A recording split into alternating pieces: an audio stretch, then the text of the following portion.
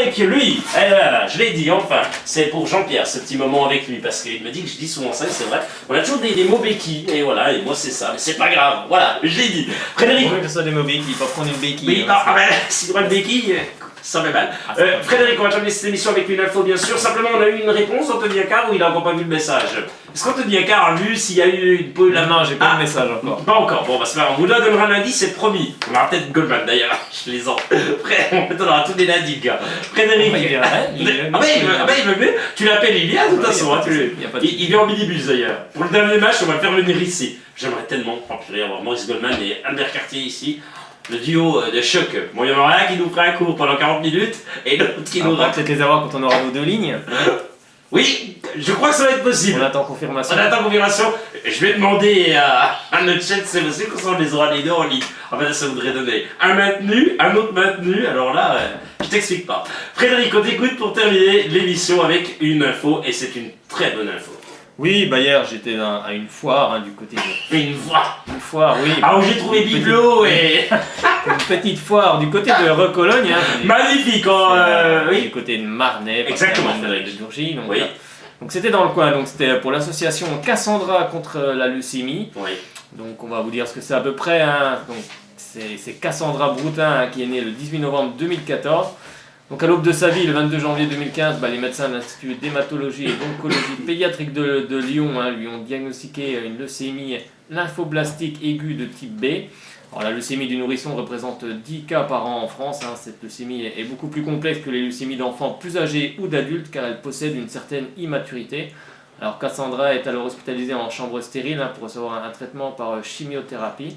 Alors, dès le début de sa maladie, les parents de Cassandra créent une page Facebook.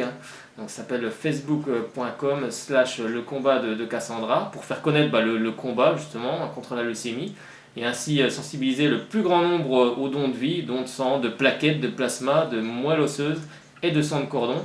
Alors en septembre 2015, après 8 mois d'hospitalisation en service protégé, Cassandra est de retour chez elle, mais sans être guérie. Les traitements n'ont pas fonctionné. Cassandra reçoit alors des chimiothérapies palliatives pour contrôler et stabiliser le cancer faute de traitement. Alors en février 2016, Cassandra bénéficie d'une ATU, c'est une autorisation temporaire d'utilisation délivrée par l'Agence nationale de sécurité du médicament pour un nouveau traitement par immunothérapie. Alors si les différentes phases du traitement par immunothérapie sont concluantes, une greffe de moelle osseuse pourrait alors être envisagée. Dans cette perspective, Cassandra n'a à ce jour aucun donneur compatible en France. Donc sa famille, ses proches et les nombreuses personnes qui suivent son combat quotidien gardent espoir. Alors il est vrai que face à l'élan de générosité et de soutien engendré par la médiatisation de la page Facebook de Cassandra, ses parents décident d'officialiser ce combat par la création de l'association Cassandra contre la leucémie.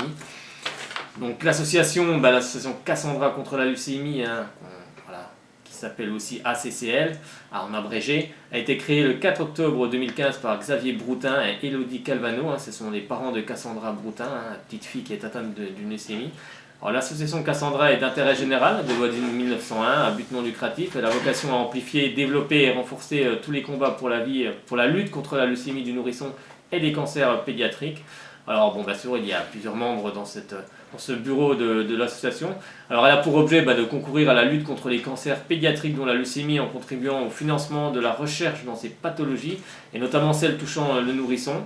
Alors de contribuer au financement des traitements contre toute forme de leucémie et de cancer pédiatrique, de soutenir par tout moyen les patients et leurs familles en leur permettant de mieux vivre leur hospitalisation, de soutenir également directement ou indirectement toute œuvre ou toute structure à but non lucratif contribuant à la lutte contre les cancers pédiatriques et la leucémie, de mobiliser également le public autour des dons de vie, dons de sang, de plaquettes, de plasma, de sang de cordon, de moelle osseuse et d'organes. Alors les chiffres clés, pour le moment, il y a 2500 adhérents à jour de cotisation en France et dans le monde. Il y a 3000 volontaires ou bénévoles répartis dans toute la France au sein d'antennes départementales. Il y a 200 000 soutiens sur les réseaux sociaux. Alors, les premières actions de l'association sont le soutien financier et moral aux familles, l'amélioration du quotidien des enfants hospitalisés, la promotion du don de moelle osseuse et des dons de vie, la sensibilisation du public aux cancers pédiatriques, dont la leucémie du nourrisson, la participation au projet de loi sur les cancers pédiatriques et la récolte de fonds pour financer la recherche médicale dédiée au cancer. Donc voilà, je voulais passer un petit mot pour cette association. Alors voici la plaquette, vous pouvez faire un don, c'est une cotisation annuelle obligatoire qui est de 10 € à l'année. Donc si vous voulez faire un don, il n'y a pas de souci. Bon, j'ai rencontré la personne qui s'occupe de l'antenne départementale hier. Elle viendra aussi s'expliquer sur Radio Shalom Besançon. Prochainement dans une autre émission. En compagnie de Marie, hein, c'est oui, ça? Sans doute en compagnie de Marie. Melting pot, bien sûr. Donc elle en dira sûrement plus que moi. Là, c'était juste une petite information, car je suis très touché par tout ce qui touche aux enfants. Donc j'avais envie d'en parler ce soir. Avec grand plaisir, Frédéric. C'est vrai qu'il y a beaucoup d'associations, hein, que ce soit même Ella et encore bien d'autres.